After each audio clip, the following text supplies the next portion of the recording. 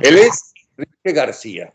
Ustedes querían conocer a alguien que fue formado en la KGB, que fue además, se llama agente oficial del G2 cubano y de la CIA después. Ahí lo tiene.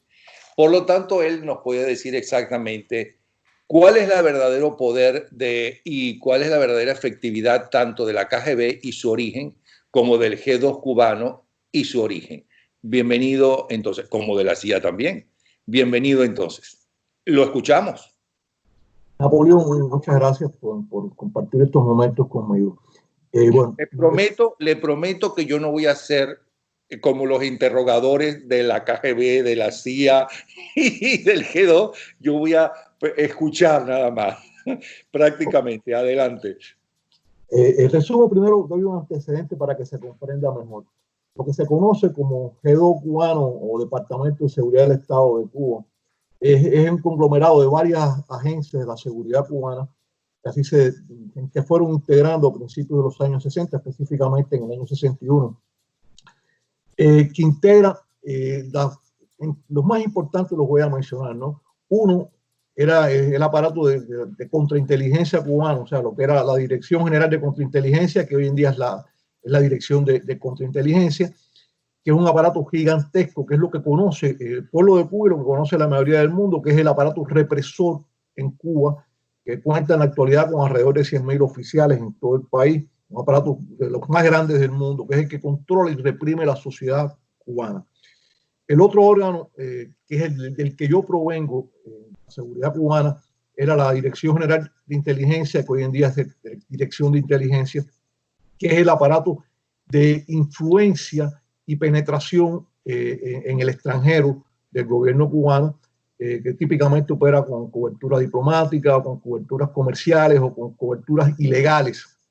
Y este aparato es el que recluta agentes que son extranjeros en los diferentes países para en instituciones de gobierno, etcétera, en la prensa, en los medios, para influir en la política interna y externa de esos países en favor de los intereses de Cuba. Yo vengo de esa parte de la seguridad cubana. Lógicamente, conozco, porque tuve 11 años y ingresé muy joven al servicio cubano, y antes de ingresar como oficial, fui durante casi 3 años colaborador, o sea, fui reclutado del servicio siendo colaborador del servicio en el extranjero. Entonces, eso me dio una perspectiva y desarrollé relaciones y conocí mucho de todo el aparato de la seguridad cubana.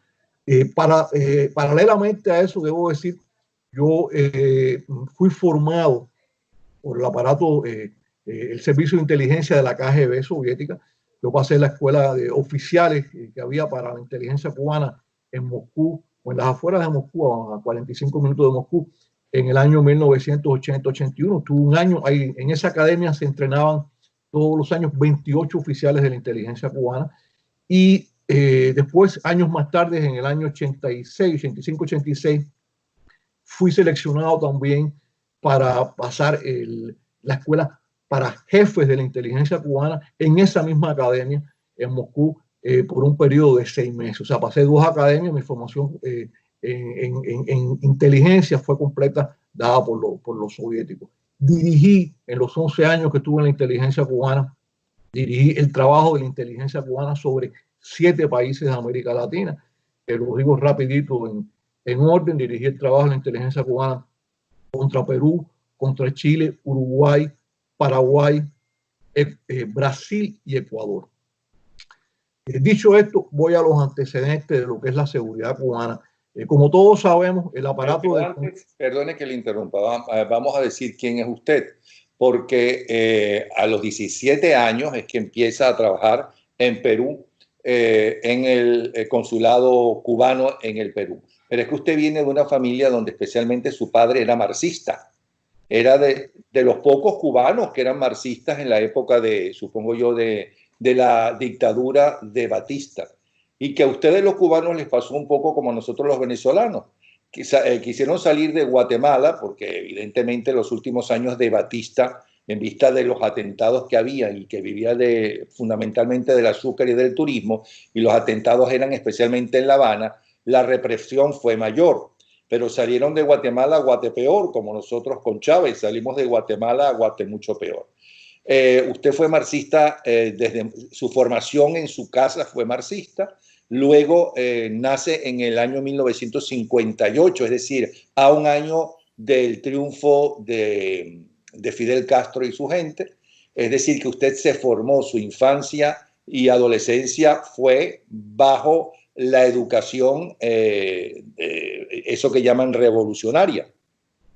Es importante que la gente sepa eso para que después se entienda por qué, siendo marxista y creyendo en Fidel Castro y estando tan cerca de todos ellos y siendo un agente del G2, agente oficial del G2, entonces se da cuenta que aquello no funciona y por qué tardó tanto tiempo. Siga adelante. Exactamente, como señalaba Napoleón, mi padre, bueno, fue parte del movimiento 26 de julio en Santiago de Cuba, precisamente, que era la ciudad donde vivía en esa época mi familia, cuando yo nazco en el año 58. Mi padre fue parte fue marxista, fue parte desde el inicio de la revolución, ocupó diferentes posiciones gubernamentales y después dentro de la maquinaria del Partido Comunista Cubano también. Yo me formé en un hogar de revolucionarios fervientes, al mismo tiempo que, bueno, también en ese hogar, dentro de todo, debo decir, nunca fueron permitidos, nunca fueron bien vistos los extremismos. O sea, por lo menos debo reconocer que actitudes abusivas como se produjeron después en muchos hechos en Cuba, no, en mi familia no eran bien vistas, pero bueno, indiscutiblemente fueron parte del sistema, defendieron el sistema y me crié en ese sistema. Tuve una formación marxista desde niño, creí en mi adolescencia en la pureza de la revolución cubana y precisamente mi cercanía a la élite del gobierno de Cuba y del sistema y mi temprano ingreso al servicio de inteligencia cubano, que me permitió un acceso a todos los órganos de la seguridad y un conocimiento de la estructura de primer nivel dentro del gobierno cubano. Primero me permitieron ver que Fidel Castro no era un marxista, después pude ir descubriendo que el marxismo era una gran mentira, porque fui conociendo incluso, a mí no me pueden hablar de pobreza, yo conocí los pueblos jóvenes de Perú cuando era muy joven, o sea, los pueblos jóvenes son las barriadas populares de Perú, conocí cómo eran las favelas brasileñas. Yo vi pobreza en América Latina, pero sin embargo, aunque vi pobreza en América Latina, aún en los países de América Latina donde yo vi pobreza, vi esperanza y fe. Porque primero, cuando aquello se podía, en América Latina, en Cuba no se permitía en esos años ni la fe, el permiso para que los cubanos pudieran practicar libremente la religión, entre comillas, viene de finales de los 90. O sea, en la época en que yo crecí en Cuba, ir a practicar cualquier religión era ser un apestado. No se podía ir a la universidad, no se podía superarse profesionalmente quien profesara cualquier tipo de religión de manera abierta en Cuba. Entonces, en América Latina existía fe, pero además la gente trabajaba y la gente podía luchar por un futuro mejor. Y yo vi, por ejemplo, en los pueblos jóvenes de Lima, siendo un niño, como mucha gente vivía materialmente, aún dentro de esa pobreza, y vivían mucho mejor que la mayoría del pueblo de Cuba. Porque debo decir que en Cuba, la gran mayoría del pueblo de Cuba nunca tuvo materialmente grandes posibilidades y de alimentación, etcétera. Las limitaciones del pueblo cubano ha sido muy grande, que por supuesto la propaganda del régimen cubano en el mundo hicieron ver otro fenómeno. Pero bueno, no quiero desviarme de la esencia. No, pero es interesante eso porque la propaganda te decía que toda esa pobreza era por culpa del llamado bloqueo. Y uno se pregunta, ¿y por qué no se preguntaba a la gente que todavía creía en eso? Pero, ok, los norteamericanos hicieron el bloqueo, pero hay países donde no se respetaba ese bloqueo. México, por ejemplo, Canadá, por ejemplo, varios países europeos, entre ellos la dictadura fascista de Francisco Franco, ¿no? Que era el otro extremo y eran grandes amigos, y todos los países del bloque soviético, que es tan maravilloso y que progresaban tanto y que la gente vivía tan bien, ¿por qué no le compraban esos productos en lugar de los explotadores norteamericanos? ¿por qué no se lo compraban o se lo regalaban al pueblo cubano todos esos países maravillosos del bloque soviético? Ahí en eso hay dos puntos muy, muy importantes en lo que señala Napoleón, y es lo siguiente. Primero, el embargo de Estados Unidos a Cuba, porque no es exactamente, o sea, la palabra bloqueo yo no la uso porque es el término propagandístico que usan ellos. No ha habido un bloqueo, lo que ha habido es un embargo. Bloqueada estuvo, qué sé yo, estuvo España en una época, la España de Franco a lo mejor en los años 50, bloqueado han estado otros países. Cuba no estaba, Cuba estaba embargada por Estados Unidos, pero Cuba ha adquirido, tuvo la posibilidad de adquirir siempre todo lo que quiso. Primero, el embargo norteamericano lo ha burlado siempre, lo burló siempre, a través de compañías terciarias que compraban lo que querían aquí en Estados Unidos. Pero bueno, también el embargo solo cubría determinados bienes. Hace muchísimos años el embargo, por ejemplo, lo que es alimentos, Cuba le ha comprado alimentos a Estados Unidos, le puede comprar todo lo que quieran alimentos, lo que es medicamentos también. O sea, hay una gran propaganda sobre esto, pero además Cuba, el resto del mundo, empezando por Japón, en el Asia, terminando por toda Europa occidental, Cuba, incluso un país tan cercano como Canadá, un gran aliado de los Estados Unidos, Canadá nunca practicó el embargo hacia Cuba. Cuba siempre ha podido comprar fuera de Cuba todo. Lo que pasa es que es un régimen quebrado, que primero vivió durante los primeros 10 años comiéndose todo lo que había, diríamos, guardado todo lo que la economía cubana tenía en su despensa, que realmente en los años 50, a pesar del el triste régimen de Batista, que de una manera u otra influyó en lo que sucedió después, aunque comparativamente, si fuéramos a verlo, fue una dicta blanda al lado de lo que vino con Fidel Castro, pero bueno, fue lo que originó los acontecimientos políticos que se sucedieron después en Cuba. La economía iba muy bien en Cuba en los años 50. Entonces, bueno, esas arcas llenas de dinero y de recursos en Cuba, cuando usted revisa las estadísticas de Naciones Unidas de los años 50, la cantidad de radios por habitante, la cantidad de televisores por habitante, la cantidad de automóviles por habitante, la cantidad de ganado vacuno, porcino. De Cuba, camas en los hospitales, de salud como en ningún otro país de América Latina. Mire, usted acaba de decir una cosa muy importante, porque ese es el otro gran mito de la Revolución Cubana, de Cuba, país libre de analfabetismo. Mire, en el año 1959, cuando triunfa la mal llamada Revolución Cubana, como digo yo, Cuba tenía, según las cifras estadísticas, un 82, entre el 82 y 85% de alfabetismo, cosa que dentro de los estándares mundiales de aquella época, de los años 50, Cuba estaba muy bien. Cuba había un nivel de alfabetismo superior al de España, al de Portugal, al de Italia. O sea, estamos hablando de que Cuba jugaba unas ligas muy favorables. Y le digo, por ejemplo, en el caso de mi madre, que venía de un origen más humilde que mi papá, la enseñanza en Cuba era muy buena, incluso en calidad, posiblemente mucho mejor de la que se da hoy en día en Cuba. Los maestros normalistas en Cuba, que eran los profesores de primaria, tenían una formación estupenda, y la enseñanza era gratuita y llegaba, porque incluso desde los años 40 y de los años 30 ya Batista lo había hecho en su primer gobierno antes de ser presidente constitucional en el año 1940, y después del 40 al 44 se instrumentaron, se favoreció mucho la educación en el campo. Habían injusticias, habían bolsones a lo mejor donde no llegaba todo, pero Cuba no era, o sea, yo que conozco, incluso todavía conozco hasta el día de hoy países de América Central y países de América Latina que no están a los niveles que estaba Cuba en el año 1959. Bueno, es que en América Latina muchos estudiamos con Baldor, con libros cubanos de la educación cubana. Y todavía existen los libros de Baldor y todavía la gente apela a esos libros, a esos libros. Pero antes de que volvamos a lo que es el G2, cómo se maneja el G2, qué usted vio ahí y qué aprendió de la KGB y cuál es la verdadera fuerza del G2, ¿por qué tardó tanto tiempo en descubrir todo eso? Bueno, eso depende, eso es como mirar el vaso medio lleno, medio vacío. Yo no creo que fue tanto tiempo, yo creo que yo fui un privilegiado, porque en mi generación en Cuba, nacido en julio del 58 como nací yo, o sea, nací 6 meses antes que llegara el terremoto a Cuba,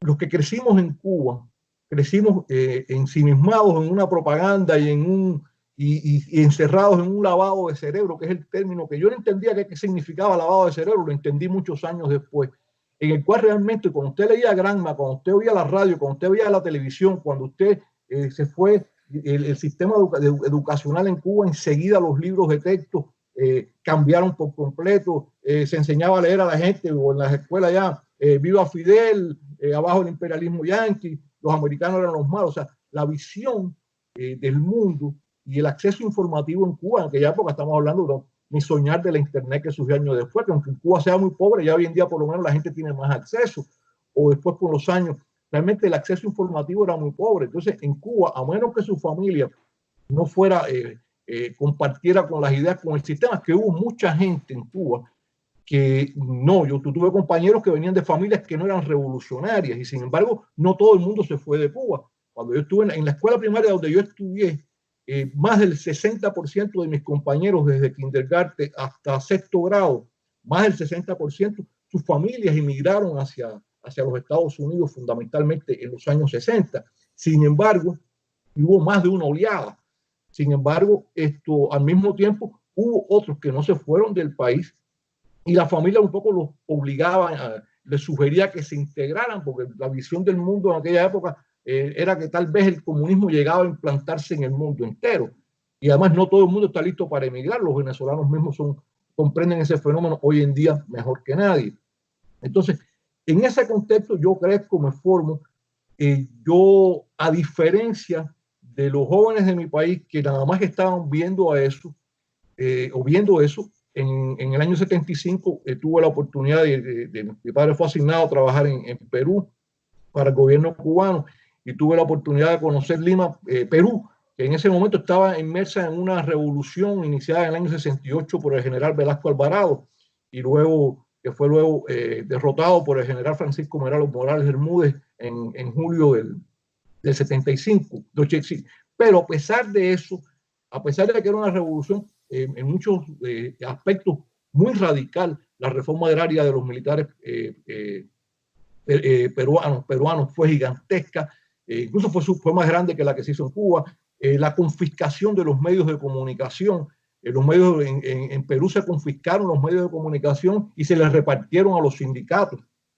O sea, fue un proceso, pero al mismo tiempo existían medidas muy radicales, pero no había, no era una Cuba. O sea, había una economía de mercado, había acceso informativo a través de diferentes, había información de oposición en los medios, y no era un régimen, no era una dictadura como la cubana, el gobierno militar peruano. Y es en ese contexto que empiezo a ver un mundo y a tener información que la mayoría del pueblo de Cuba no tenía.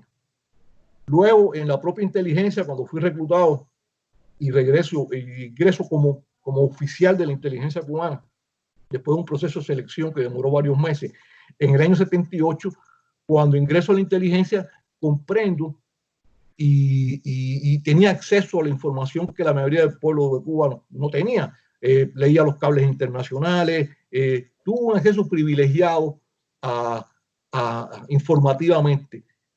Ahora bien, y por lo tanto, la comprensión cuando viví en la Unión Soviética, la comprensión de lo que era la realidad del comunismo y eso que el sistema socialista estaba mucho más avanzado y se practicaba mucho mejor en la Unión Soviética que en Cuba, pero me di cuenta que era una gran farsa también.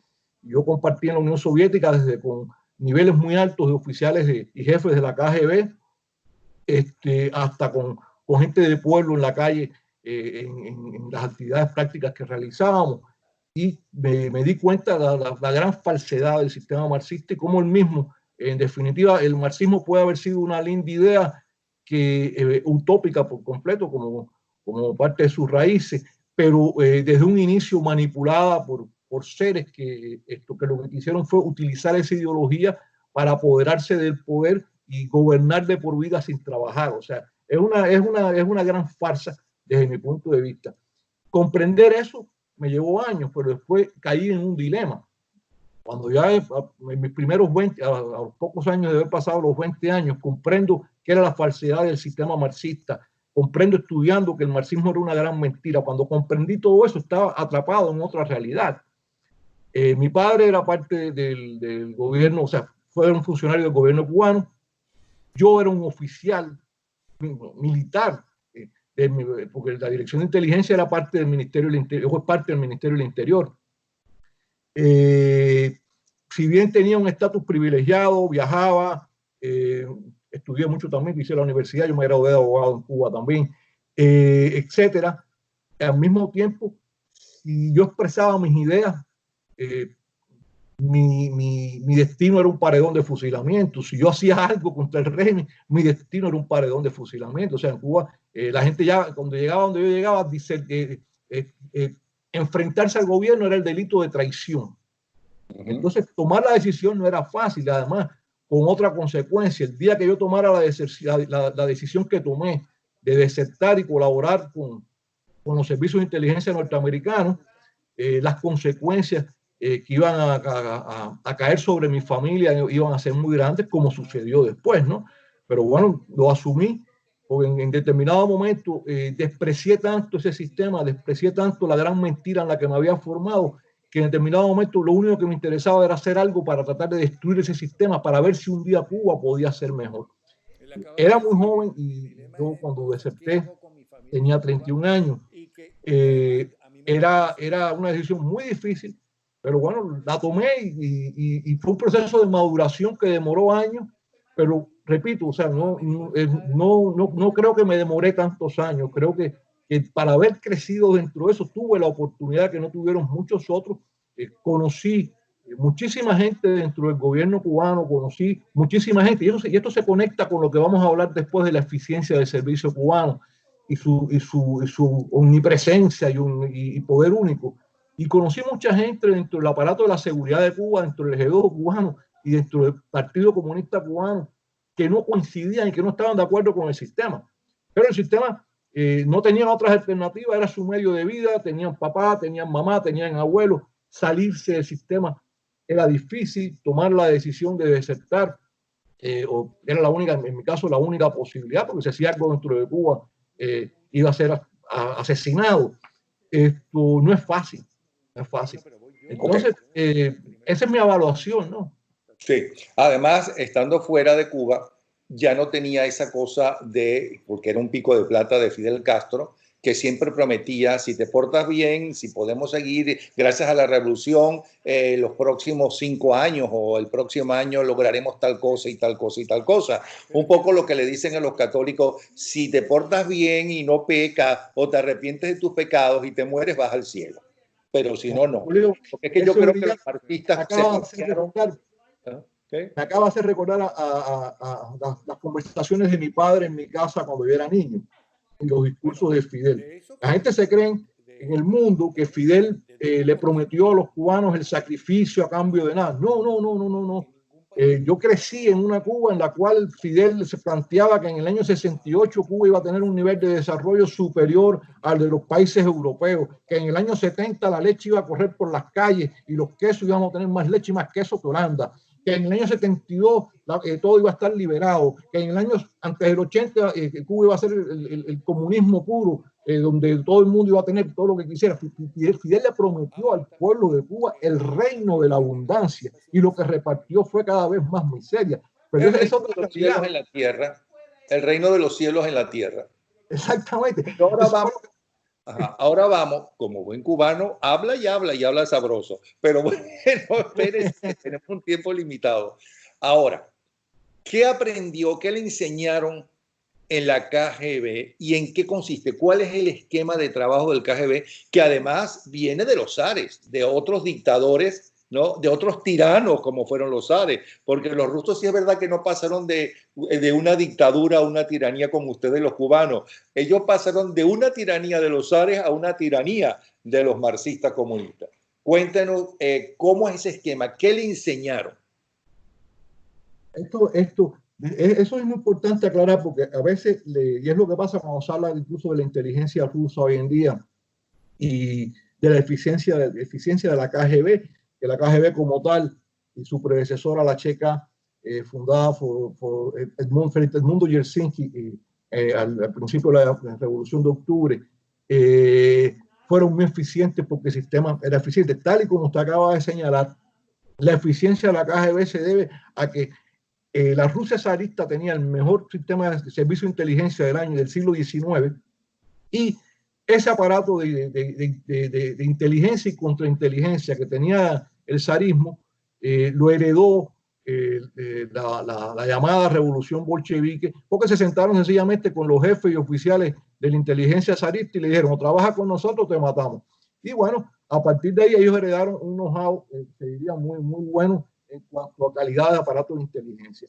Cuba, desde que se creó desde que triunfó la mal llamada Revolución Cubana, el aparato de seguridad de Cuba estuvo asesorado desde un inicio por la KGB soviética, tanto en contrainteligencia como en inteligencia.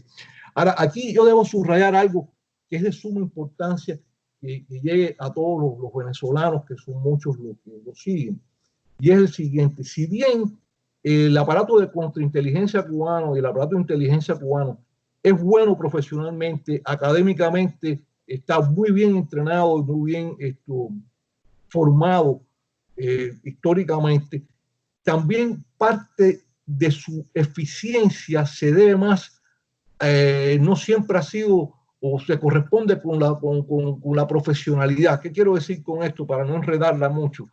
Ellos han tenido también lo que se llama dos factores.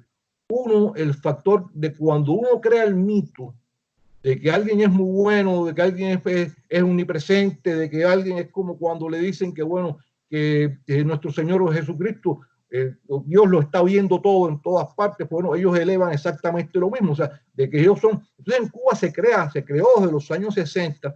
Yo recuerdo, y hago un paréntesis, muchos de los fundadores de la seguridad cubana, del G2, que cuando aquellos principios en el año 59, 60, 61, estaban en las oficinas en Quinta y 14 en Miramar, y por eso la gente le decía Quinta y 14, después fueron para Villamarista en el 63. Bueno, fueron compañeros míos y jefes míos después en la inteligencia, porque no todos siguieron en la contrainteligencia. Entonces yo recuerdo que muchos de ellos decían que muchos éxitos supuestamente en Cuba hubo mucha oposición al régimen castrista por la mayoría incluso de las personas que lucharon con la revolución, que eso es una cosa muy interesante. La mayoría de la gente que luchó contra Castro desde el año 1959 fueron luchadores contra la revolución, no eran batistianos, había batistianos, pero la mayoría fueron gente que querían una Cuba democrática, que era lo que Fidel había prometido. Entonces, hubo muchas organizaciones contrarrevolucionarias, en mi opinión, verdaderamente revolucionarias, pero bueno, se les decía contrarrevolucionarias. Estaban las guerrillas en el Escambray, en Cuba, contra el régimen de Cuba, contra el régimen castrista. Hubo guerrillas incluso en Pinar del Río, en otros lugares en Oriente, y todo ese movimiento tan fuerte en el que participaron miles de personas fue siendo aplastado, y se dio el mito que era por la eficiencia de la seguridad cubana. Realmente mis compañeros y amigos que vivieron esos tiempos, eran mayores que yo, me contaban que en la mayoría de las ocasiones eso realmente no era cierto. Hubo muchos golpes de suerte y muchas casualidades, y hubo errores también, y hubo acciones exitosas por parte de ellas, pero eso es igual que el mito de los intentos de asesinato contra Fidel Castro. Realmente los verdaderos intentos de asesinato contra Fidel Castro fueron muchísimos menos de los que dice el régimen cubano. Pero los que hubo, y conozco la historia de los más importantes, y la conozco incluso por algunos de los que han sido jefes de la seguridad personal de Fidel Castro en su momento. En los años 80 conocí estas historias, que realmente Fidel Castro no murió en ninguno de esos intentos de asesinato, más que por la eficiencia del aparato de contrainteligencia cubana y de la propia contrainteligencia que creó después la Dirección de Seguridad Personal, por suerte. O porque el tipo que tenía que disparar no al gatillo, o porque que tenía que poner algo. O sea, tuvo muchísima suerte más que eficiencia. Incluso me recuerdo un jefe de seguridad personal empleaba una expresión, era buen amigo mío, decía una expresión que únicamente, no sé si los venezolanos la entienden, los cubanos sí la entienden todo, que dice, el caballo está untado. Untado quiere decir, en términos de las religiones afrocubanas, untado quiere decir que está protegido por los santos. Entonces, esa expresión la llegaban a usar los jefes un jefe de seguridad personal. Entonces, vuelvo a la seguridad cubana, es la misma cosa, donde tal vez funciona mejor o sigue funcionando mejor la inteligencia cubana, los servicios cubanos, o el G2 cubano es en su trabajo exterior de influencia. Pero el trabajo de contrainteligencia, que es el que más daño hace en Venezuela, que todos sabemos, es la contrainteligencia militar, y los servicios de contrainteligencia venezolanos están asesorados y manejados en muchos casos por la contrainteligencia cubana. Es importante que sepan los militares venezolanos, es importante que sepa el pueblo venezolano que ellos no son tan eficientes. O sea, hay mucho mito en esto en cuanto a la eficiencia, porque hay otro problema. Muchos de los oficiales de contrainteligencia, muchos de los oficiales que dirigen y muchos de los agentes que reclutan estos oficiales en los países no están convencidos de las ideas que están defendiendo. Entonces, el señor que vive en una cuadra y que es el que denuncia a su vecino, cuando se da cuenta que el sistema no funciona y que es una mentira, pues bueno, entonces al oficial que lo atiende le dice parte de la verdad que sabe, no le dice todo, pero a su vez el oficial que también está molesto cuando le transmite al jefe, le transmite parte. Entonces, no son omnipresentes. No debemos permitir que ese mito de la eficiencia de la seguridad cubana, en este caso trasladada a Venezuela, paralice los deseos de libertad del pueblo venezolano. Es un poco lo que narra una excelente película alemana que sucedía con la gente que supuestamente tenía que espiar a gente importante, escuchando sus conversaciones. Entonces, no me acuerdo cómo se llama esa película, pero esa película muy bueno. Excepcional. Y el hombre pues protegió, al revés, protegió a la persona que tenía que desenmascarar, porque se empieza a dar cuenta de cuál es su verdadero trabajo, que no es ideológico, sino sencillamente represivo. Pero además, ¿hasta qué punto primero hay que recordar que tanto en la represión dentro de Cuba y la eficiencia de la represión dentro de Cuba, como por otra parte, la actualización de la medicina cubana, ¿no?, está frenada porque al fin y al cabo Cuba está aislada. Y Cuba es una isla, por lo tanto la represión es mucho más fácil. Conocer, todo el mundo se conoce. Además, caribeño es caribeño y tenemos una lengua suelta, ¿no? Conocemos los cubanos y los venezolanos. Pero y sobre todo los cubanos a los margariteños, que todo el mundo habla del espía Salazar. Hay un cuento. Pero bueno, entonces siga. Pero la pregunta es, para ir por partes, ¿qué aprendió? ¿Qué le enseñaron en la KGB? ¿Qué le enseñaron luego en el G2? Y, o sea, ¿cómo es la forma de trabajar? ¿Qué le metieron en la cabeza para que usted fuera un eficiente agente oficial? Ya en las academias no se va tanto al punto político, aunque se estudian asignaturas políticas, como al trabajo cotidiano. El trabajo cotidiano, por ejemplo, en las academias que yo cursé de inteligencia, era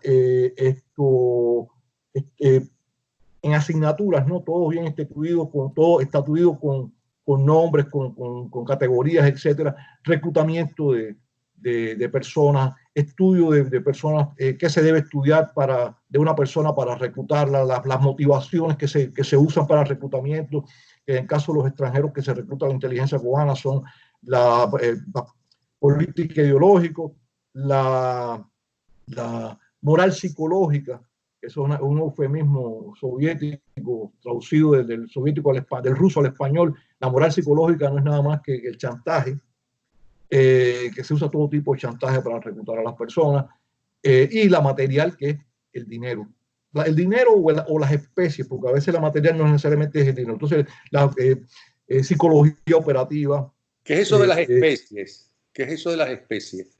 Las especies pueden ser favorecerlo en un negocio con Cuba, favorecerlo en, qué sé yo lo vi en mi trabajo operativo en América Latina, por ejemplo, había personas que a lo mejor no cobraban por el trabajo secreto que realizaban para nosotros, pero sin embargo se cubrían determinados gastos, se le atendía a la familia, a familiares que estaban enfermos con estado de salud delicado, se les llevaban a Cuba, se tenían una serie de atenciones o se les facilitaba algún negocio con Cuba o cuando tenían necesidades materiales se les entregaba dinero en efectivo. Porque lo que hicieron con Maradona, lo que hicieron por ejemplo con Maradona. Exactamente, o sea, esto existen diferentes maneras de manejar el estímulo material. El moral psicológico es muy interesante, que se habla de que Cuba, una cosa, Cuba, como ha manejado la chequera de Venezuela, la inteligencia cubana no ha carecido de recursos en los últimos 20 años, pero debo decir algo más, desde antes hasta los momentos más crudos económicos que puede haber tenido Cuba, en Cuba faltó dinero para otras cosas, pero a lo mejor para darle suficiente comida al pueblo cubano, pero para su actividad de inteligencia en el exterior y para la represión interna dentro de Cuba, nunca faltó. Recordemos que los oficiales de inteligencia o los oficiales de contrainteligencia forman parte también de un sector privilegiado, una élite privilegiada dentro del gobierno. Y para mantener lealtades, también, aunque no se les diga así, se les mantienen determinados privilegios o niveles de vida por encima del resto de la población. Entonces, volvemos a Moscú.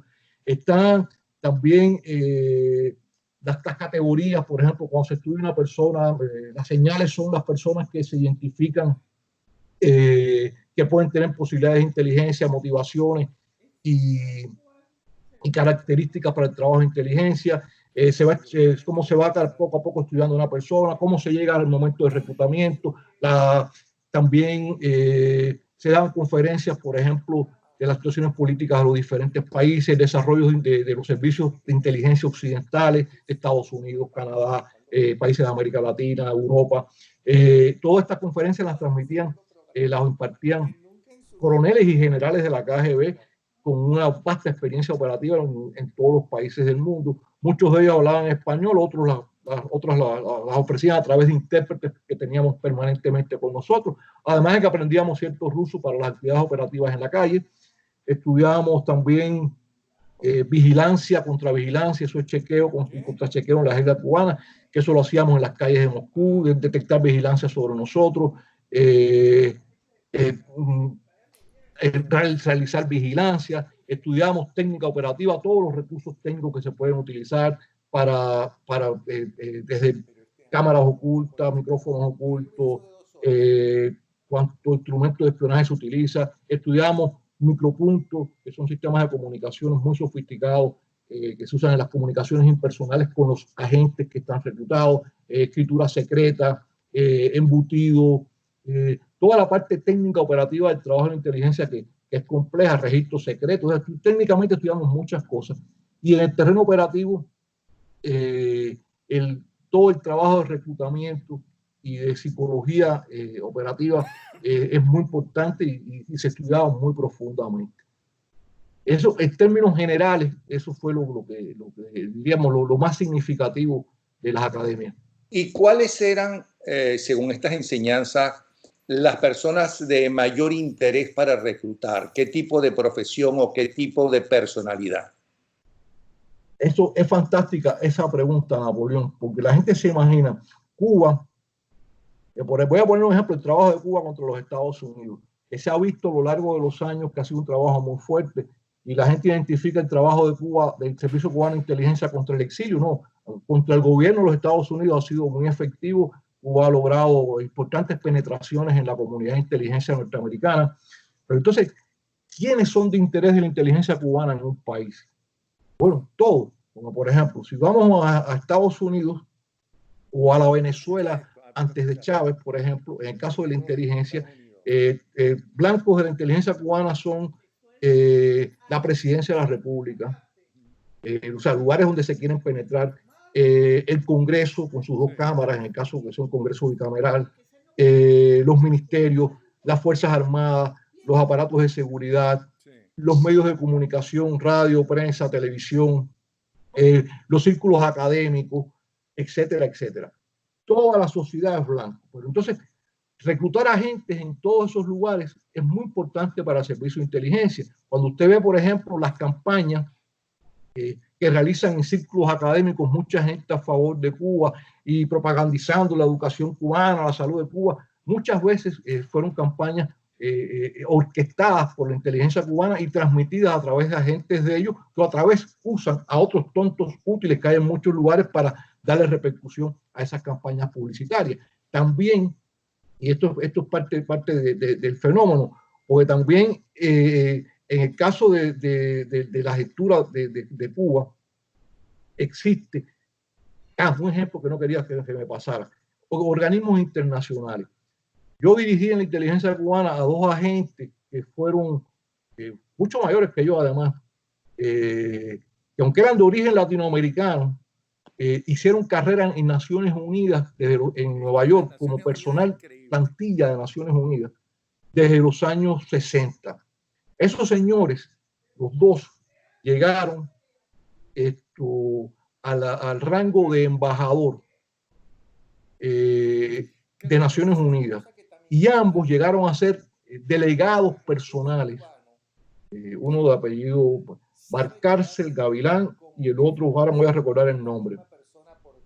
O sea, puedo decir los nombres de apellido y los seudónimos que tenían en la inteligencia. Y estos señores fueron, en el caso de Valcárcel, fue en el conflicto de Angola y en el conflicto de Nicaragua a finales con la Contra, el delegado personal del secretario de las Naciones Unidas para solucionar el problema en esos países a cargo de las oficinas de Naciones Unidas era agente de la inteligencia cubana, dirigido con comunicaciones impersonales, secretas. Entonces, eso le da la medida. El otro señor que le estoy diciendo, que ahora me voy a recordar el nombre de un momento a otro, llegó a ser enlace, embajador y enlace del secretario general de las Naciones Unidas con la Casa Blanca.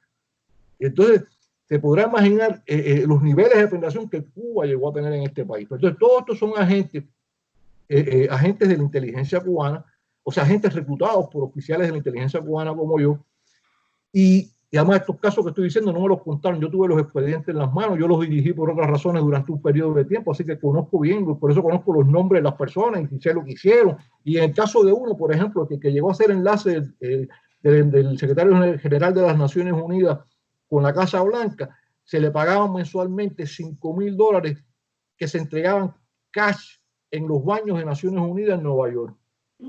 O sea, entonces, y supuestamente era un tipo que simpatizaba con la Revolución Cubana, pero cobraba en efectivo también. Una película de Hitchcock. Es una película de Hitchcock. Y se utilizaban los baños de las Naciones Unidas en Nueva York, porque las oficinas de las Naciones Unidas en Nueva York no pueden ser blanco del trabajo de los servicios de contrainteligencia norteamericanos. Entonces, por eso ahí era donde se hacía toda la operación. En Nueva York, pero donde los americanos, el gobierno norteamericano no podía entrar. Esto por poner algunos ejemplos.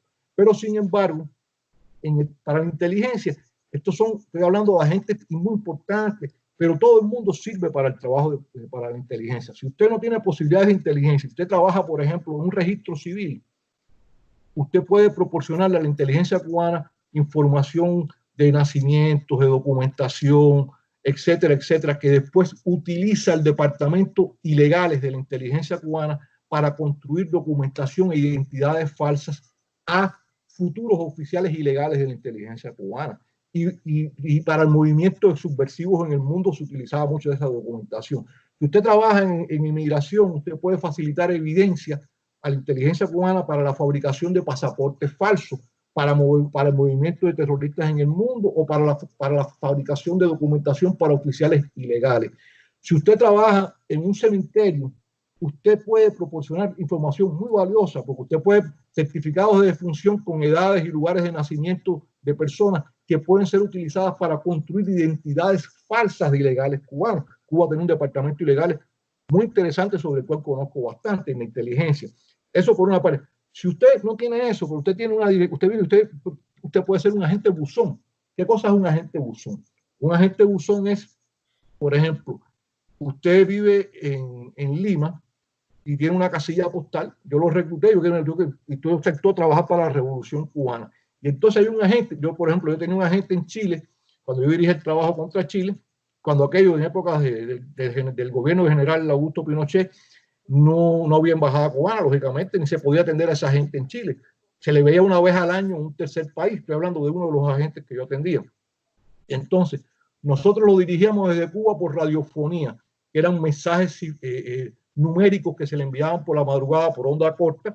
Él recibía una vez a la semana los mensajes cifrados nuestros con los pads de comunicaciones que tenía, o sea, los códigos que tenían entregados, descodificaba nuestros mensajes, preparaba sus informes, lo fotografiaba y lo llevaba a micropuntos. En micropuntos prácticamente es imposible de descubrir, si no sé. Eso lo embutía en el lomo de un libro y semanalmente nos enviaba sus informes en un libro X, en un lugar de ese libro, donde siempre sabíamos en qué lugar íbamos a encontrar el micropunto, y lo enviaba a un agente buzón nuestro en Perú. Ese agente buzón recibía ese libro y su único que tenía que hacer era entregárselo en un contacto secreto al oficial de inteligencia que lo atendía en el centro Perú. Entonces, pongo todos estos ejemplos para que vea que cualquier persona puede ser útil. Si usted es profesor universitario, la gente dirá, bueno, ¿para qué nos sirve un profesor universitario? Bueno, en los medios académicos se crea opinión, pero un profesor universitario también descubre en sus pichones estudiantes. Por ejemplo, el caso de estas dos agentes muy importantes que se descubrieron después, Ana Belén Montes en el año 2001 y Marta Rita Velázquez, que era la otra que logró escapar, que está en Suecia, que ayudó a reclutar a Ana Belén Montes. Ambas fueron reclutadas cuando eran estudiantes universitarias. Entonces, eso es muy interesante porque ¿qué pasa? Usted es profesor universitario, usted puede estar indicando a la inteligencia cubana, esta muchachita o este muchachito tiene motivaciones. Entonces, se les recluta. Yo conozco al oficial que reclutó a Ana Belén Montes. Yo sabía de su existencia, yo lo que no sabía el nombre de ella, pero yo sabía cuándo la reclutaron y el oficial que la reclutó también. Mario Monzón, Aquiles, era el seudónimo. Ya falleció, por cierto, en Cuba hace unos años. Bueno, fue el que la reclutó. Y esto públicamente no lo ha dicho nadie. Yo lo digo porque yo lo sé. O sea, a mí no me lo contaron tampoco. Lo que pasa es que yo no me sabía el nombre de ella, pero sabía su ubicación. Pero el caso de ella refleja cómo el trabajo de un profesor universitario puede ser de suma utilidad, porque ese muchachito o muchachita joven se recluta, después se le ofrece lo que se llama se les pide un periodo de esquema. O sea, si tu ideas o parecían medio de izquierda o rosadito, se le indica, no, mira, tú tienes ahora que empezar a decir que sí, te empiezas a acercar más a las ideas socialdemócratas. Y después te robamos un poquito más al centro derecha, y entonces te dejamos ahí. Y eso se hace en 2 o 3 años. ¿Por qué? Porque los servicios como el cubano se pueden dar el lujo de trabajar a largo plazo.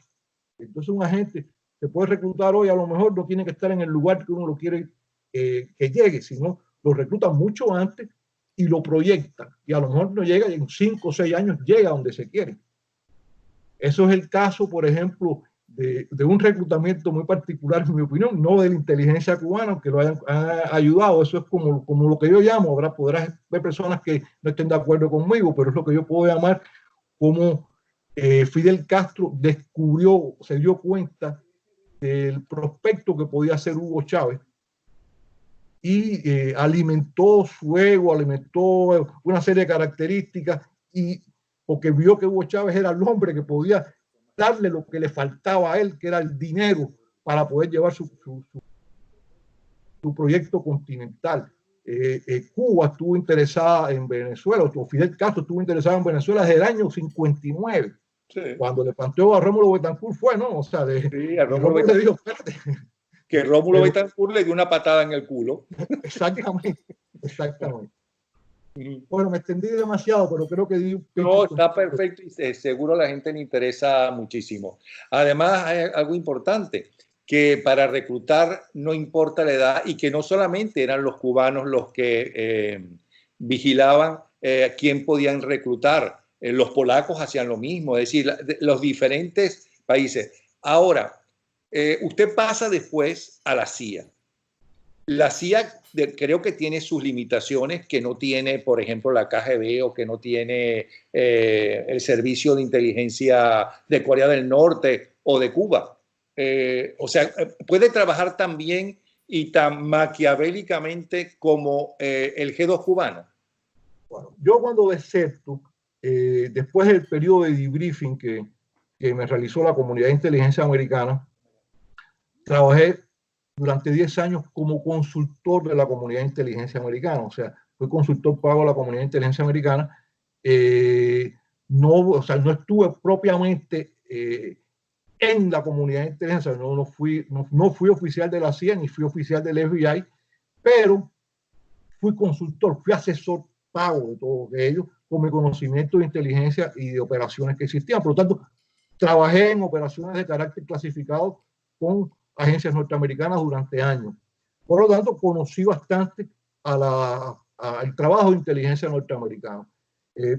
Occidente y Estados Unidos tienen grandes limitaciones cuando se compara a un país como el de Cuba.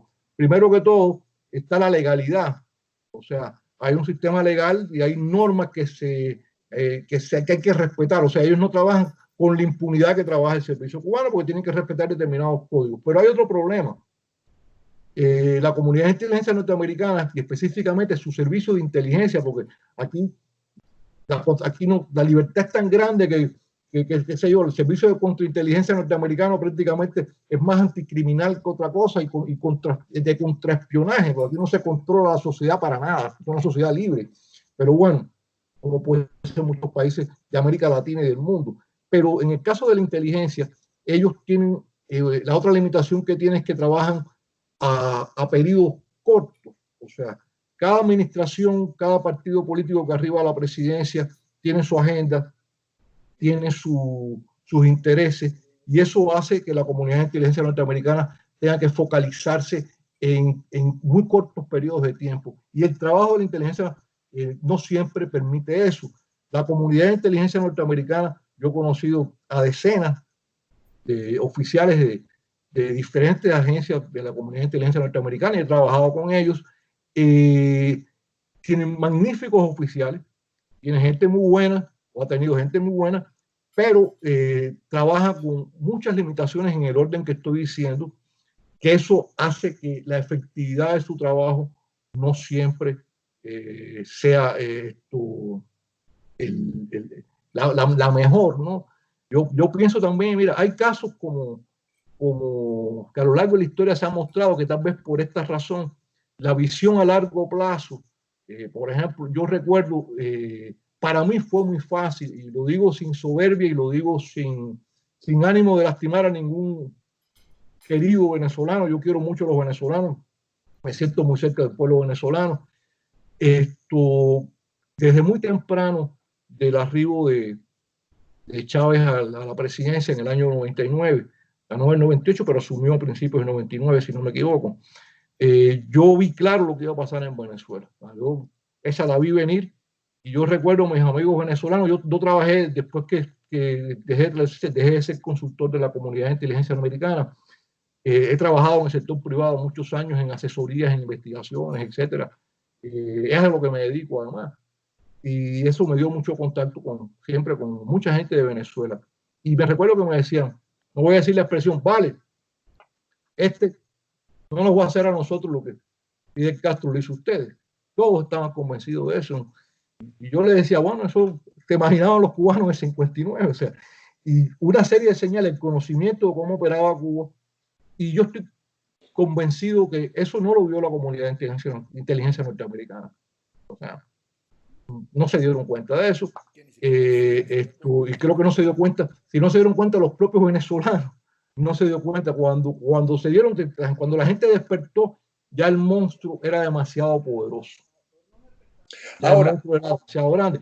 Yo creo que hubo mucha gente que vio, yo tuve amigos, tengo amigos venezolanos que votaron por Chávez incluso. Yo eso lo comprendo, porque en un ambiente determinado mucha gente vio que Chávez podía ser una alternativa. Yo no soy quien para juzgar eso, pero lo que sí quiero decir es que yo sí, en el caso de él nunca me equivoqué, la vi venir siempre. Ahora, entonces a la inteligencia norteamericana le pasó con Chávez lo mismo que le pasó con Fidel Castro, porque yo tengo entendido que Fidel Castro ya cuando llega a la montaña ya tiene acuerdos y ya está con el marxismo. Exactamente. Fidel Castro estaba vinculado al PSP a través de su hermano. O sea, Fidel Castro era, según yo he leído ya en diferentes textos, y mi esposa tiene muy buena investigación, muy buena sobre el tema, pero bueno, yo por pieza que conozco la historia lo sé. Parte incluso de uno de los que fue parte de la seguridad de Fidel Castro en el exilio en México, el apellido Varela, era un guardaespaldas del PSP cubano, del Partido Socialista Popular Cubano, que era el Partido Comunista en los años 50. A través de Raúl Castro, que ya estaba militando en la Juventud Socialista de manera pública, llegaban también comunicaciones. Y según se plantean algunos historiadores o algunas personas en primera persona, Fidel Castro ya estaba reclutado como un clandestino del Partido Socialista Popular en los años 50 cuando llega a México. Entonces Fidel llega a la montaña. Mientras los norteamericanos le mandaban armas a la montaña Fidel Castro, Fidel Castro ya estaba trabajando clandestinamente con los soviéticos. Claro, pero aquí hay otra paradoja, porque al mismo tiempo que eso sucedía, comprender el funcionamiento de los Estados Unidos es complicado, ¿no? Había personas que pensaban así, a lo mejor en la comunidad de inteligencia norteamericana, pero peor que eso fue lo que sucedió incluso en pleno gobierno de Eisenhower, en los años, cuando sucede todo este efecto de Fidel Castro en las montañas, el triunfo de la Revolución Cubana, y es que el Departamento de Estado, el cuarto piso, como le decían, me acuerdo, el último embajador de Estados Unidos en Cuba escribió un libro así que se llama El Cuarto Piso. Ese señor, desde el principio, desde antes que llegara Fidel al gobierno, alertó al Departamento de Estado porque tenía información. O sea, hubo gente que tuvo información y se la trasladó al gobierno norteamericano. Tenía información de que los comunistas tenían controlado la organización desde el 26 de julio, etcétera, y avisó al Departamento de Estado desde el año 58, pero en el cuarto piso del Departamento de Estado, que era quienes manejaban la política exterior norteamericana, estaba lleno de simpatizantes del castrismo. Y no solo eso, en aquel momento Ernesto Betancourt, que ocupó posiciones muy importantes el triunfo de la Revolución Cubana y después se exilió en los años 60, muy temprano, que fue el primer director que tuvo Radio y Televisión Martí. Yo lo conocí, fue amigo mío, Ernesto Betancourt. En los años 50 era el jefe, era el que manejaba en Nueva York el lobby del 26 de julio contra el gobierno norteamericano. Y era el tipo que se dedicaba a contactar a los políticos, al Departamento de Estado, a convencerlo que Fidel Castro era bueno.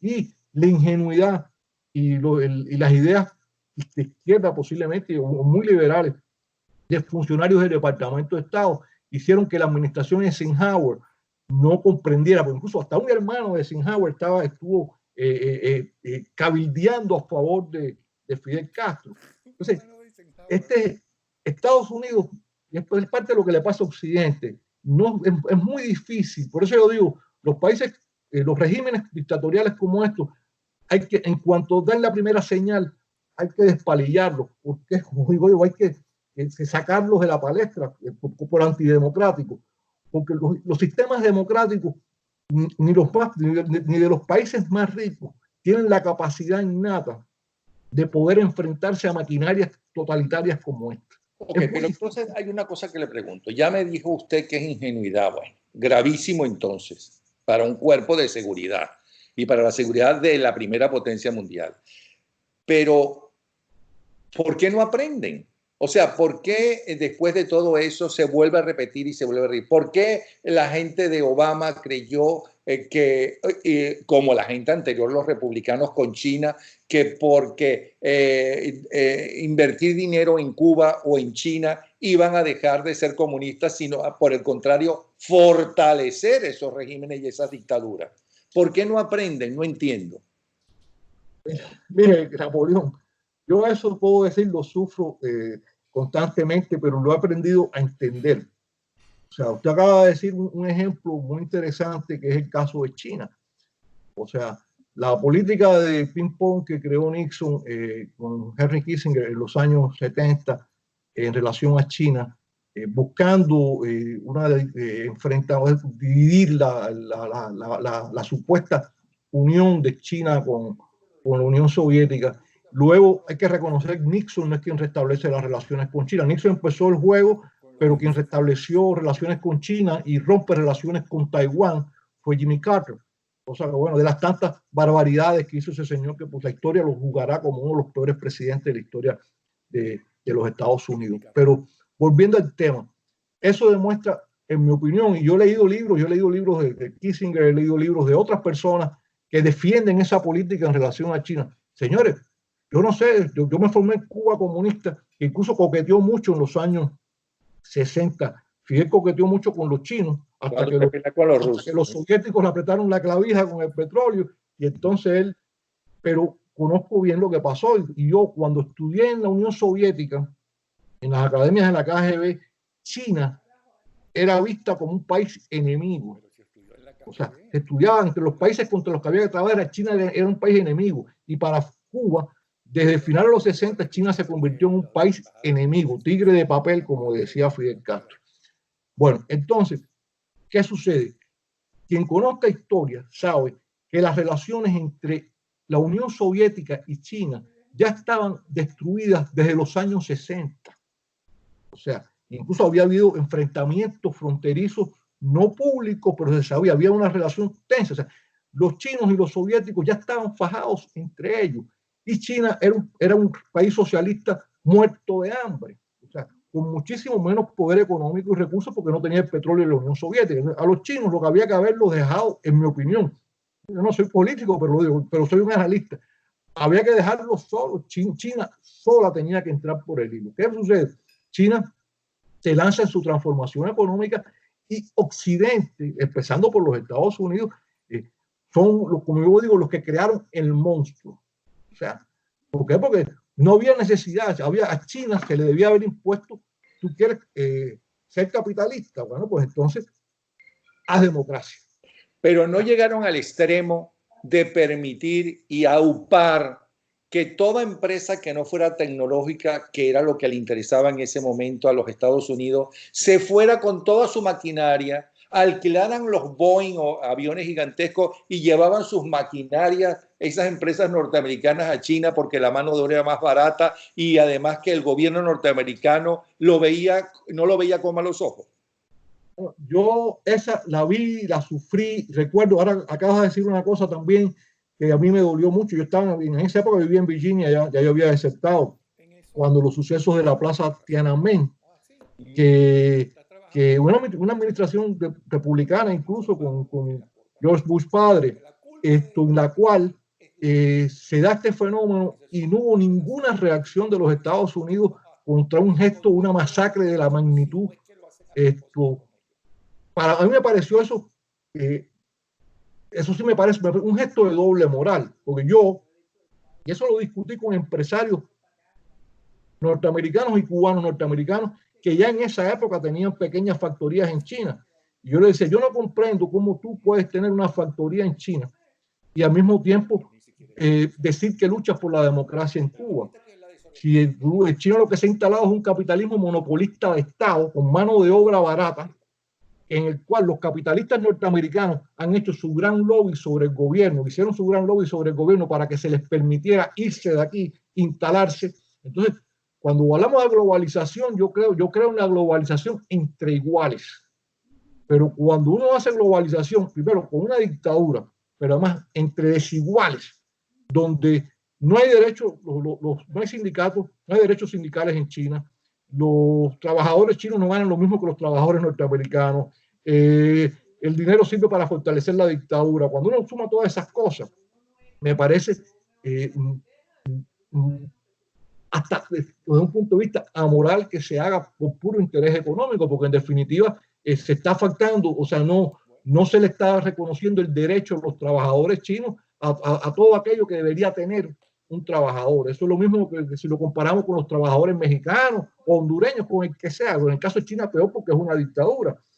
Pero es un tema que se unen las dos cosas, la miopía política y la ambición, la ambición equivocada y desmedida de muchos empresarios.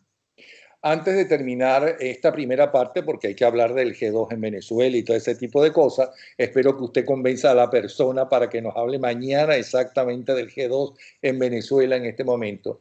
Se ha acusado, inclusive hay hasta prueba, del negocio de las drogas y Cuba y el régimen cubano. Es más, yo recuerdo que estando en el teatro universitario de la Universidad Central de Venezuela, cuando estaba estudiando filosofía y letras, estaba en ese teatro universitario y ahí se hablaba miembros, y eran jóvenes como yo, del Partido Comunista, porque ahí había de todo, los habíamos que no éramos comunistas y había que eran comunistas y que otros que eran adecos y etcétera. El comunista dijo en varias veces, y eso es porque lo escuchó y se lo dijeron, ¿okay?, que una de las formas de luchar contra el imperialismo yanqui era la droga, que la droga era parte de la revolución. Eso fue lo que le metieron en la cabeza. Eso por un lado. Y lo otro que me intriga también, a ver si hasta qué punto la droga es importante, ¿no? Y, por ejemplo, el fusilamiento de Ochoa fue justamente para que no estallara el escándalo de Raúl Castro metido directamente en la droga o como jefe de todo eso en Cuba. Y luego, ¿por qué una vez que se viene abajo la Unión Soviética, o sea que la KGB no es tan maravillosa ni remotamente, porque la Unión Soviética se viene abajo y desaparece, la KGB, si era tan maravillosa como mucha gente piensa, podía haberlo evitado, entre otras cosas? ¿Por qué una vez que cae la Unión Soviética, ese acuerdo que se hizo en el gobierno de John Fitzgerald Kennedy, de no tocar Rusia a cambio de que salieran los misiles soviéticos de Cuba, no tocar a Cuba a cambio de que salieran los misiles soviéticos de Cuba y sacar los misiles norteamericanos de Turquía?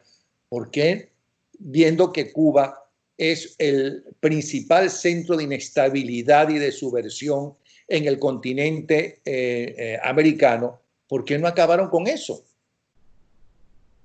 Bueno, primero que todo, debo decir una cosa, Napoleón, porque usted dijo una frase ahora que me faltó agregar sobre mi historia, que fue el primer razonamiento de sentido común mío. Por cierto, como usted sabe, el sentido común es el menos común de los sentidos, desgraciadamente. Cuando yo tenía alrededor de 13 o 14 años, era un adolescente antes de ir a Perú. Me recuerdo, motivó una primera conversación inquietante entre mi persona y mi padre. Que yo, en ese momento que todavía tenía una formación marxista, donde niño, adolescente, era miembro de la Juventud Comunista, un día le pregunté a mi padre, le comenté, yo hay una cosa que yo no entiendo. ¿Qué cosa?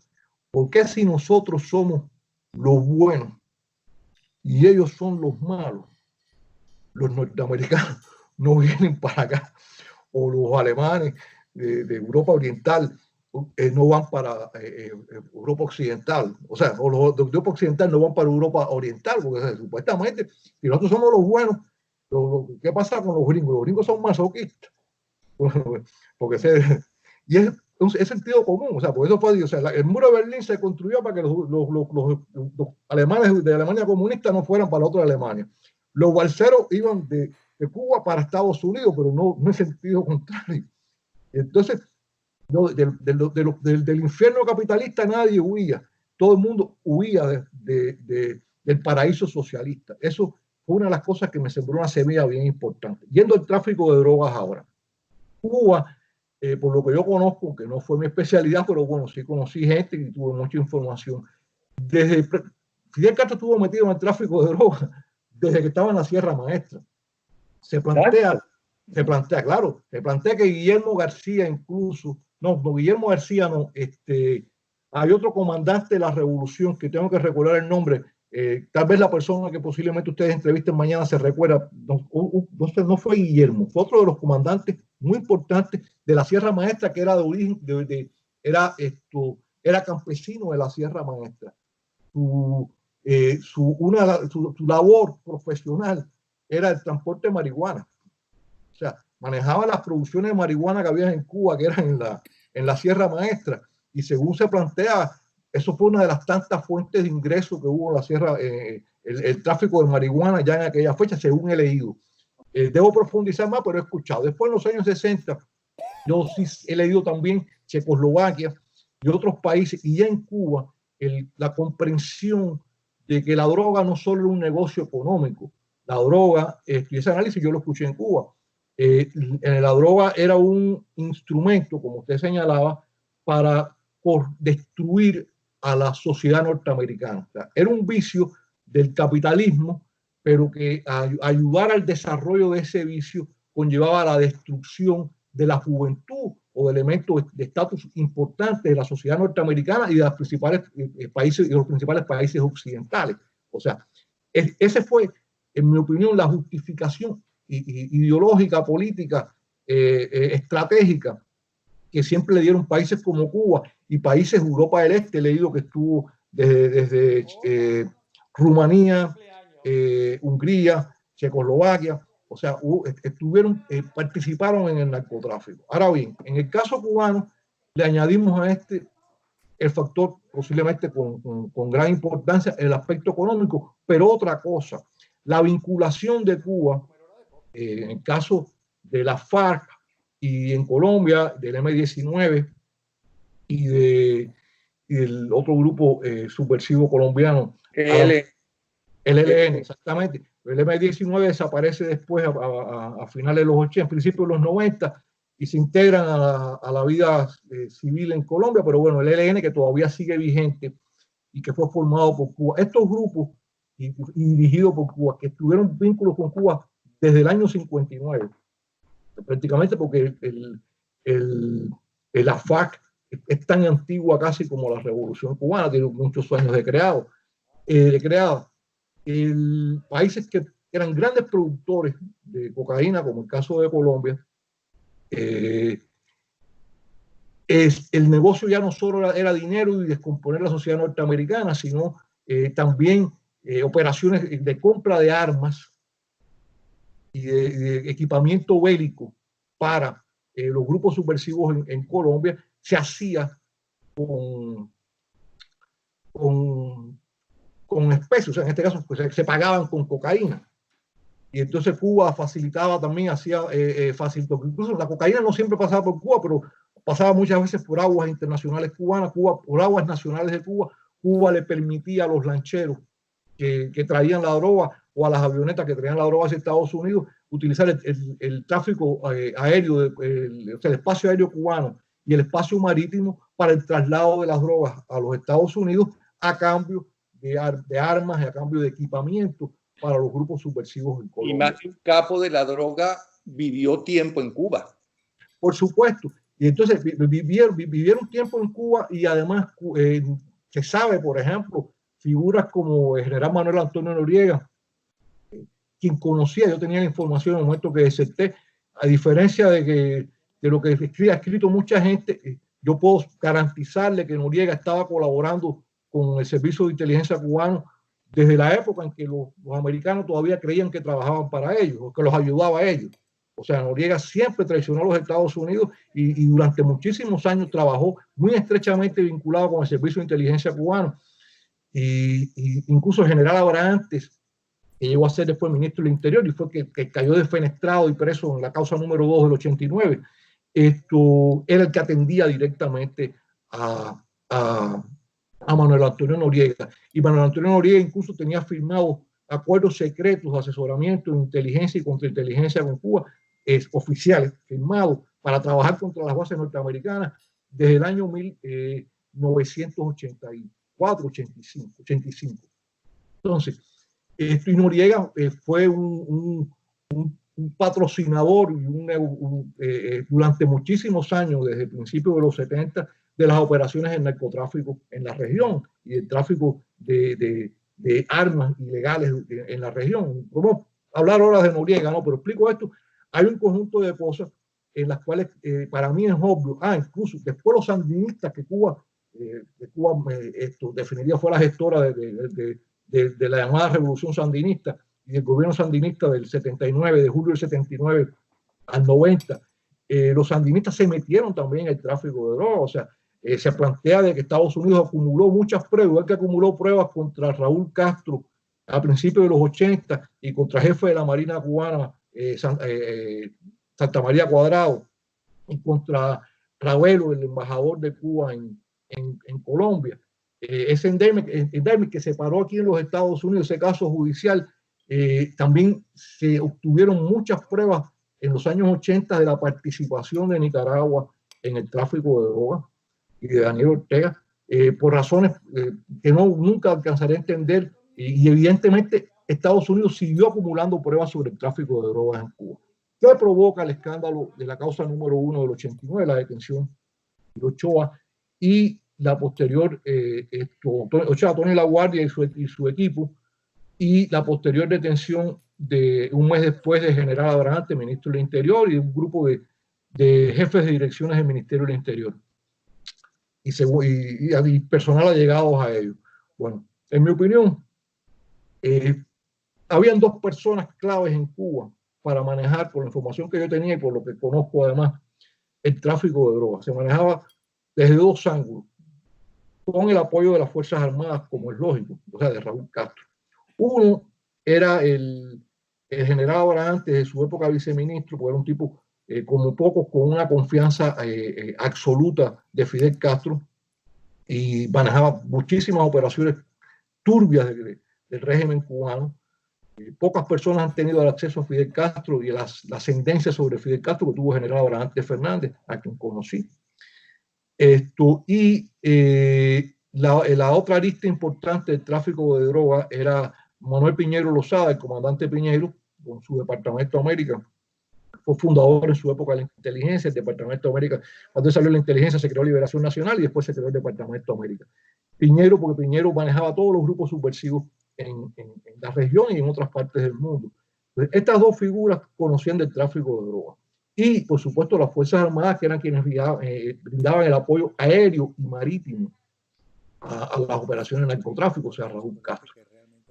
Por alguna razón, y eso sí, es verificar lo que puedo decir, a principios del año 1990 se filtra una persona que estaba colaborando con las agencias de inteligencia norteamericanas en relación al narcotráfico y estaba trabajando como informante de ellos en el sur de la Florida. Se escapa e informa al gobierno de Cuba que se estaba abriendo un nuevo caso, una nueva investigación muy seria sobre las actividades de Cuba con el narcotráfico. Fidel, eso parece que lo asustó, porque él tenía la idea de que Estados Unidos, ya en esos momentos, estamos hablando en una época, en el año 1989, llegaba a tener pruebas de narcotráfico.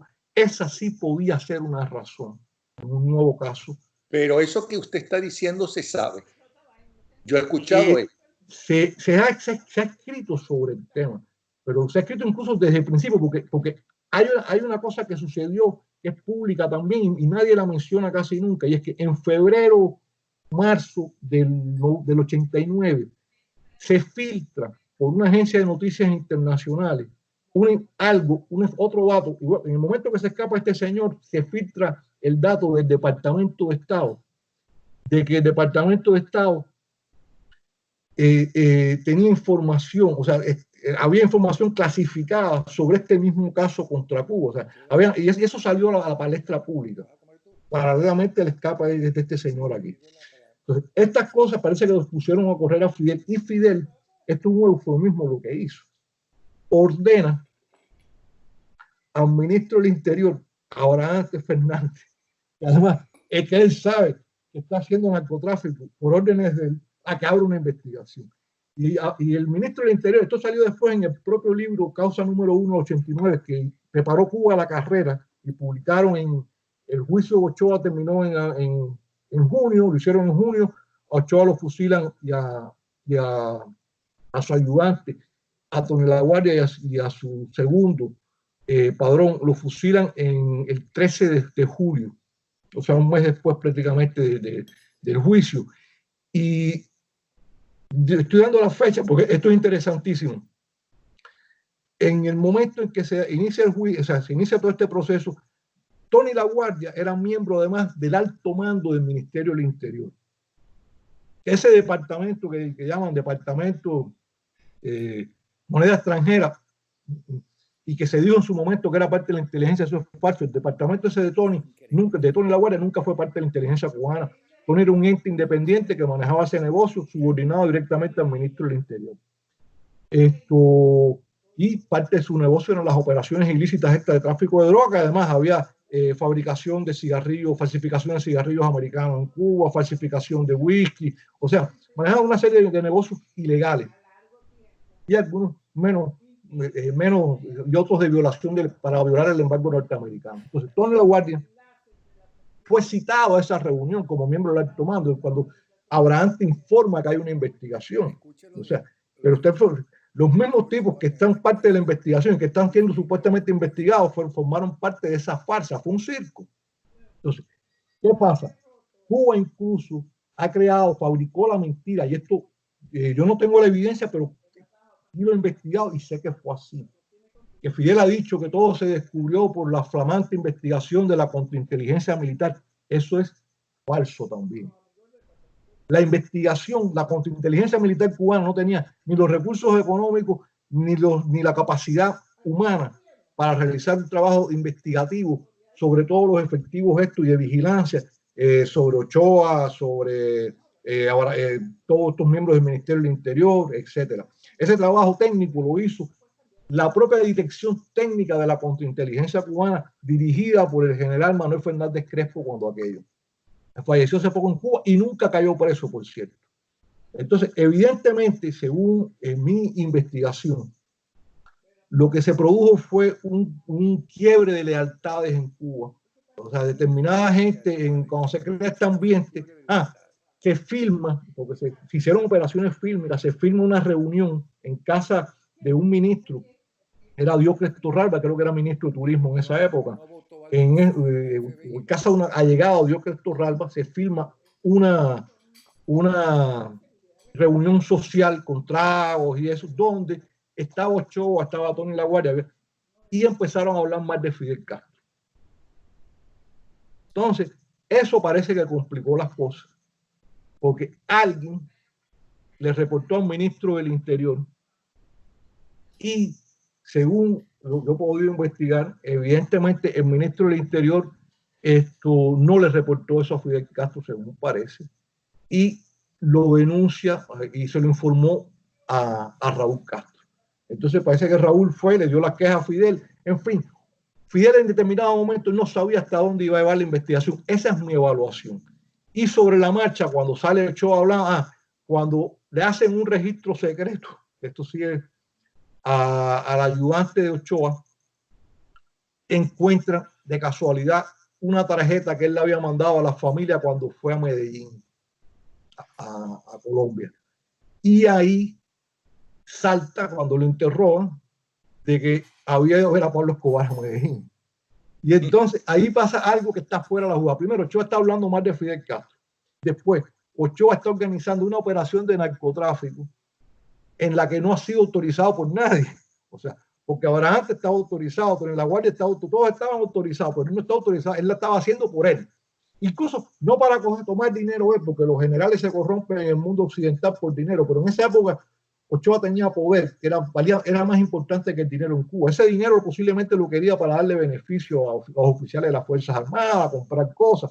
O sea, no lo quería para manejar un negocio más para las Fuerzas Armadas, porque como él estaba supuestamente destinado a dirigir el ejército occidental cubano, pues bueno, se le ocurrió montar ese negocio y él no estaba autorizado. Entonces, eso fue otro elemento que fue complicando las cosas.